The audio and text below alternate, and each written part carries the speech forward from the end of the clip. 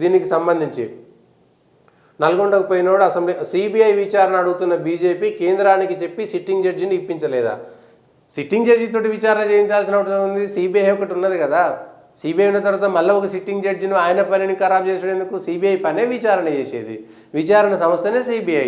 మళ్ళీ సిట్టింగ్ జడ్జిని ఒకరిని తీసుకొచ్చి పాపం ఒక జడ్జి గారి పనిని ఖరాబ్ చేసేందుకు ఆయన పని ఆయనకు ఉంటుంది. పెండింగ్ ఫైళ్ళు బొచ్చెడు ఉన్నాయి, సమస్యలు బొచ్చెడు ఉన్నాయి, అన్ని సమస్యలు తీర్చుకోవాల్సినటువంటి సమయం చాలా ఉన్నది కదా. అదన్నీ వదిలేసి సిట్టింగ్ జడ్జితో విచారణ చేయాల్సినటువంటి అవసరం ఏమున్నది? సిబిఐ విచారణ నడుతున్న బీజేపీ కేంద్రానికి చెప్పి సిబిఐ ఇస్తే కేసీఆర్ నుంచి గిల్లుకుందామని, కేసీఆర్ నుంచి గిల్లుకునేదే ఉంటుంది అందులో.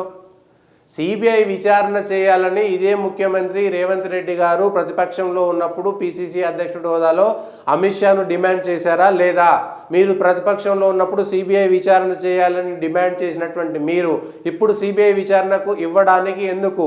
మీరు ఒక మాట చిన్న పెన్ను గీత పెట్టేస్తే సిబిఐ విచారణ తెల్లారితే మొదలవుతుంది. దమ్ముంటే సిబిఐ విచారణకు కూడా 4 నెలల, 3 నెలల, 6 నెలల, 6 లేకపోతే 10 మంది అవసరం ఉండే సిబ్బందికి 50 మంది సిబ్బందిని తోడు చేసి 1 నెలలో, 2 నెలల్లో, 3 నెలల్లోనే దానికి ఒక టైం బౌండ్ పెట్టుకొని ఈ నిర్ణీత కాల వ్యవధిలోనే సిబిఐ విచారణను పూర్తి చేసి 4 నెలల కాలంలోపే దానికి సంబంధించినటువంటి పూర్తి విచారణ చేయాలనేటువంటి నిబంధన పెట్టుకోవచ్చు కదా. దానికి సంబంధించినటువంటి ఆ వ్యవస్థ అంతా ఏర్పాటు చేసుకోవచ్చు కదా. సిబిఐ వచ్చినా కూడా సిబిఐకి మీరే అందరి సిబ్బందిని ఇవ్వాల్సి ఉంటుంది, ఆఫీస్ని ఇవ్వాల్సి ఉంటుంది, రోజు అన్ని ఏర్పాటు చేయాల్సి ఉంటుంది. మీకు అవకాశం ఉన్నది కదా. సిబిఐ విచారణ చేసేటువంటి సంస్థ. విచారణ చేసే సంస్థకు విచారణకు అప్పచెప్పకుండా సిట్టింగ్ జడ్జి చేత విచారణ చేయించాల్సినటువంటి అత్యవసర పరిస్థితి అయితే అక్కడేం కనబడతలేదు.